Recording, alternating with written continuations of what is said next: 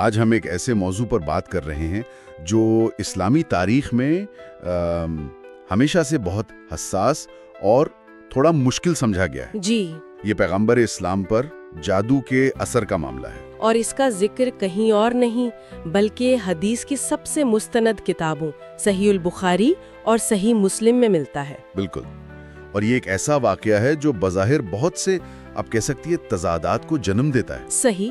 تو ہمارے سامنے جو مواد ہے وہ اسی تضاد کو سمجھنے کی کوشش کرتا ہے۔ ایک طرف تو وہ تقریباً 50 اہم سوالات ہیں جو ناقدین اٹھاتے ہیں یا جن کے ذہن میں شکوک ہوتے ہیں۔ اچھا۔ اور دوسری طرف ان سوالات کے جوابات ہیں جو 1000 سال سے زیادہ کی مسلم علمی روایت سے لیے گئے ہیں۔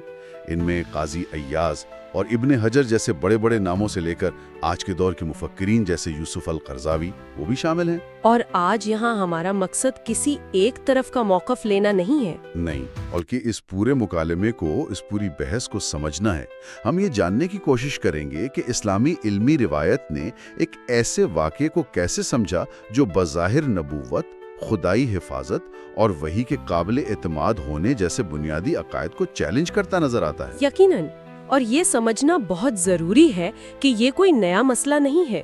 1400 سال سے اس پر بات ہو رہی ہے، لیکن دلچسپ بات یہ ہے کہ کسی بھی بڑے اسلامی مکتبہ فکر نے اسے کبھی نبوت میں کوئی ناکامی یا خدائی کمزوری کے طور پر نہیں دیکھا۔ اچھا، تو سوال یہ بنتا ہے کہ اگر انہوں نے اسے ایسے نہیں دیکھا تو پھر کیسے دیکھا؟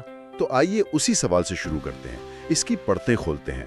سب سے بڑا اور سب سے بنیادی سوال جو میرے خیال میں ہے وہ اعتماد کا ہے۔ جی، حدیث کی تفصیلات کہتی ہیں کہ پیغمبر یہ تصور کرتے تھے کہ انہوں نے اپنی ازواج سے قربت کی ہے، جبکہ حقیقت میں ایسا نہیں ہوا تھا۔ صحیح۔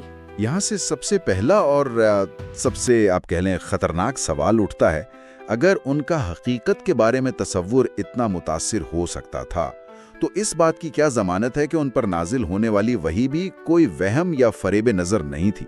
بالکل۔ کچھ لوگ تو اسی بنیاد پر اسے ذہنی بیماری سے بھی جوڑنے کی کوشش کرتے ہیں۔ اور یہی وہ پہلا اور سب سے اہم نقطہ ہے جس پر علماء نے سب سے زیادہ توانائی خرچ کی ہے۔ قاضی ایاز سے لے کر ابن حجر تک سب کا متفقہ جواب ایک بہت ہی نازک اور اہم فرق پر مبنی ہے۔ وہ کیا ہے؟ وہ یہ دلیل دیتے ہیں کہ جادو ایک جسمانی بیماری تھی، ایک ایسی بیماری جس نے پیغمبر کے جسم اور ان کے حسی تصورات کو تو متاثر کیا، لیکن اس نے ان کی عقل، ان کے قلب یا وحی کو وصول کرنے اور آگے پہنچانے کے عمل کو بالکل بھی متاثر نہیں کیا۔ اچھا، یہ تو ایک بہت ہی باریک لکیر ہے۔ تو کیا یہ کہنا ٹھیک ہوگا کہ علماء نے پیغمبر کی ذات کے 2 حصوں کے درمیان ایک قسم کی فائر وال قائم کر دی؟ بہترین مثال ہے۔ مطلب وائرس جسم کے ہارڈ ویئر پر تو حملہ کر سکتا ہے، لیکن وہی کا جو خدائی طور پر محفوظ آپریٹنگ سسٹم ہے وہ بالکل محفوظ رہا۔ بالکل یہی نقطہ ہے۔ اسلامی عقیدے میں نبوت کی عصمت یعنی معصوم ہونا، اس کا مطلب ہی یہی ہے کہ پیغام الہی پہنچانے میں غلطی سے حفاظت ہے۔ اچھا، اس کا یہ مطلب نہیں کہ وہ دنیاوی بیماریوں، تکالیف یا انسانی کمزوریوں سے مکمل طور پر محفوظ ہیں۔ علماء اس کی مثال شدید بخار سے دیتے ہیں کہ بخار میں انسان کو وقتی طور پر الجھن ہو سکتی ہے، وہ کچھ بھول سکتا ہے، لیکن یہ کوئی مستقل ذہنی بیماری نہیں ہے جو انسان کی شخصیت کو ہی بدل دے۔ تو اگر ہم نبوت کو ایک خدائی پیغام پہنچانے کا عمل سمجھیں تو عصمت اس بات کی گارنٹی ہے کہ پیغام بغیر کسی غلطی کے پہنچے گا۔ جی، لیکن اس کا یہ مطلب نہیں کہ پیغام لانے والا راستے میں بیمار نہیں پڑ سکتا۔ حفاظت پیغام کی ہے، پیغام لانے والے کی جسم کی نہیں۔ کیا یہ مرکزی خیال ہے؟ بالکل یہی مرکزی خیال ہے، اور اس کی سب سے بڑی دلیل جو علماء پیش کرتے ہیں وہ یہ ہے کہ اس پورے عرصے میں جو چند ماہ پر محیط تھا، پیغمبر نے نماز کی امامت، فیصلے سنانے، وفود سے ملاقاتیں، تبلیغ، یہ سب کچھ بغیر کسی ایک غلطی کے جاری رکھا۔ اچھا، یعنی ان کے عوامی فرائض میں کوئی فرق نہیں آیا؟ کوئی فرق نہیں آیا، ان کے کسی بھی مذہبی فریضے میں کوئی خلل نہیں آیا، یعنی جو اثر تھا وہ بہت محدود تھا اور ان کے ذاتی دنیاوی معاملات تک ہی تھا۔ ٹھیک ہے، یہ فرق واقعی بہت اہم ہے، لیکن یہ ایک اور بڑے سوال کو جنم دیتا ہے جو شاید اس سے بھی زیادہ پیچیدہ ہے۔ جی، اگر ہم یہ مان لیں کہ یہ ایک حقیقی بیرونی حملہ تھا تو پھر اللہ کا کردار سامنے آ جاتا ہے۔ ایک قادر مطلق خدا نے اپنے آخری رسول کو ایک جادوگر کے حملے کی زد میں آنے ہی کیوں دیا؟ یہ تو مطلب خدائی منصوبے میں ایک سیکیورٹی کی ناکامی جیسا لگتا ہے۔ یہاں آ کر معاملہ واقعی بہت دلچسپ ہو جاتا ہے، کیونکہ علماء اسے ناکامی نہیں دیکھتے، وہ اسے خدائی حکمت کا ایک گہرا مظہر قرار دیتے ہیں۔ حکمت کا مظہر وہ کیسے؟ وہ اسے کمزوری نہیں بلکہ ایک مقصد کے تحت دیکھتے ہیں۔ اس کی کئی وجوہات ہیں۔ پہلی اور سب سے اہم وجہ، جیسا کہ ابن تیمیہ جیسے علماء نے کہا، یہ تھی کہ اس سے پیغمبر کی بشریت ثابت ہوتی ہے۔ بشریت یعنی ان کا انسان ہونا؟ جی، یہ واقعہ واضح کرتا ہے کہ وہ ایک انسان تھے، خدا یا کوئی ما فوق الفطرت مخلوق نہیں، تاکہ لوگ ان کی عبادت نہ کرنے لگیں۔ یہ بات بہت طاقتور ہے، لیکن تھوڑی غیر متوقع بھی ہے۔ عام طور پر تو لیڈر اپنی کمزوریاں چھپاتے ہیں، یہاں تو ایسا لگتا ہے کہ روایت جان بوجھ کر ان کی کمزوری کو نمایاں کر رہی ہے۔ بالکل، اور روایات ایسی مثالوں سے بھری پڑی ہیں۔ احد کے جنگ میں ان کا زخمی ہونا، ان کے دانت کا شہید ہونا۔ صحیح۔ روایت مسلسل انہیں ایک ایسے انسان کے طور پر پیش کرتی ہے جو درد محسوس کرتا ہے، بیمار ہوتا ہے، غمگین ہوتا ہے، اور یہی چیز ان کی ثابت قدمی کو اور زیادہ غیر معمولی بنا دیتی ہے۔ تو یہ واقعہ ایک طرح سے شرک کے دروازے کو بند کرنے کا ایک ذریعہ تھا۔ اور دوسری وجہ کیا تھی؟ دوسری وجہ ایک تشریعی مقصد تھا، یعنی اس کے ذریعے امت کو کچھ سکھانا تھا۔ یہی واقعہ قرآن کی آخری 2 سورتوں، سورۃ الفلق اور سورۃ الناس کے نزول کا سبب بنا۔ اچھا، معوذتین۔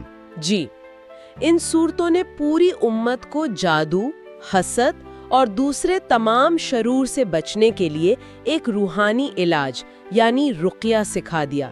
تو یہ واقعہ امت کے لیے ایک عملی سبق بن گیا۔ یعنی یہ ایک ٹیچبل مومنٹ تھا، ایک مسئلہ پیدا ہونے دیا گیا تاکہ اس کا حل ہمیشہ کے لیے سب کو سکھایا جا سکے۔ بالکل، اور اس میں ایک اور گہرا نقطہ ہے۔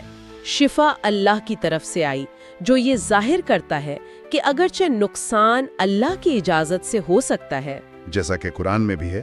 جی، سورۃ البقرہ کی آیت 102 میں ہے کہ جادوگر اللہ کے اذن کے بغیر نقصان نہیں پہنچا سکتے۔ صحیح۔ لیکن حتمی طاقت اور علاج بھی اسی کے ہاتھ میں ہے۔ یہ واقعہ توحید کے اس تصور کو اور مضبوط کرتا ہے کہ نفع اور نقصان کا اصل مالک صرف اللہ ہے۔ یہ سب مذہبی اور روحانی وضاحتیں بہت منطقی لگتی ہیں، لیکن آئیے ذرا اس واقعے کی حقیقی تفصیلات پر بات کریں۔ ایک کنگھی، کچھ بال، دھاگے پر 11 گرہیں، اور یہ سب ایک کنویں میں چھپایا گیا۔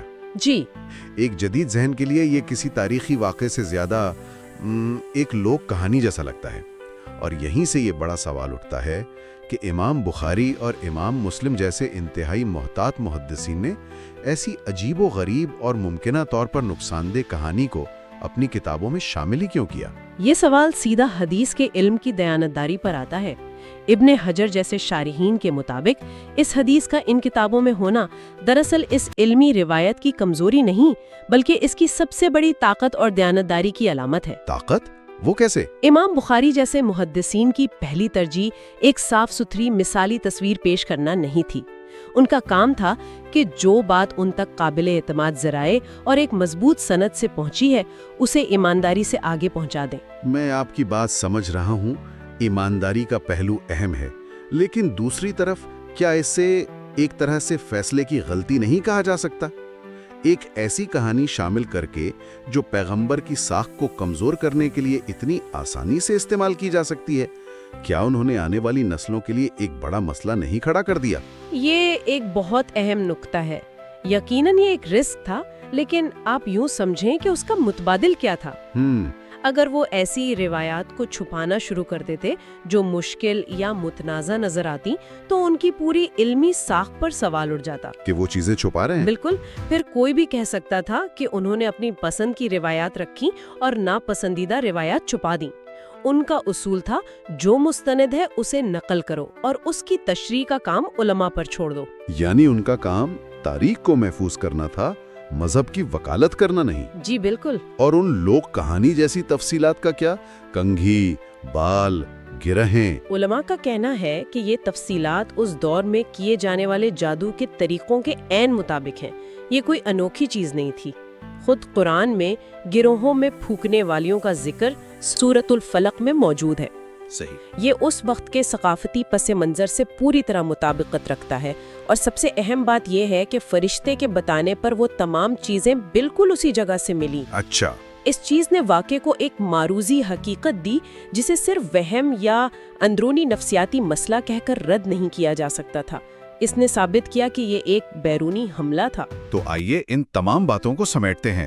ہم نے ایک ایسے واقعے سے شروع کیا جو نبوت کے تصور کے لیے ایک بہت بڑا خطرہ محسوس ہو رہا تھا، جی، لیکن ہم نے دیکھا کہ کلاسیکی اسلامی جواب پیغمبر کی انسانی کمزوری اور ان کے خدائی طور پر محفوظ منصب کے درمیان ایک واضح فرق قائم کرتا ہے۔ بالکل۔ ان کی عصمت کا تعلق پیغام پہنچانے سے ہے، نہ کہ جسمانی بیماریوں سے محفوظ ہونے سے۔